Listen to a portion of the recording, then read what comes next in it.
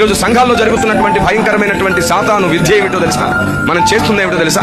ఎవరైనా పడిపోతున్నారనుకోండి, ఎవరైనా పాపంలో ఉన్నారనుకోండి, ఎవరైనా తప్పులో ఉన్నారనుకోండి, మనం పరిచయంలో శాస్త్రులాగా ప్రవర్తిస్తుంటాం, అధిక నీతిమంతుల్లాగా. బాబు వీడు మంచోడు కదా, వీడు కొంచెం దూరంగా ఉండాలి అని, లేదా వాడి గురించి 10 మందికి చెప్పడం.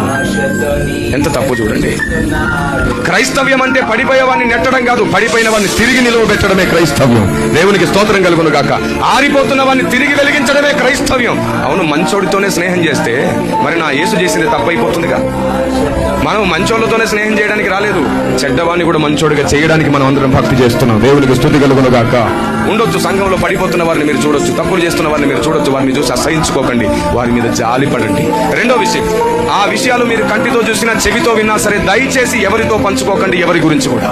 చివరికి నీ భార్యతో కూడా చెప్పొద్దు, నీ భర్తతో కూడా చెప్పొద్దు, కేవలం నీ దేవునితో చెప్పాలి. ప్రభువా, పలాని సహోదరుడు, పలాని సహోదరి ఈ విషయంలో పడిపోయాడు, నాయన లేవనెత్తు అని. అప్పుడు దేవుడు నిన్ను మెచ్చుకుంటాడు. శభాష్, నేను తండ్రి దగ్గర నీ తప్పుల గురించి చెబుతున్నాను, ఇంకా ఏ దేవదూతతో పంచుకోవట్లేదు, నువ్వు కూడా నా మనసు ధరించుకున్నావు అంటే. దేవునికి స్తోత్రం కలుగును గాక.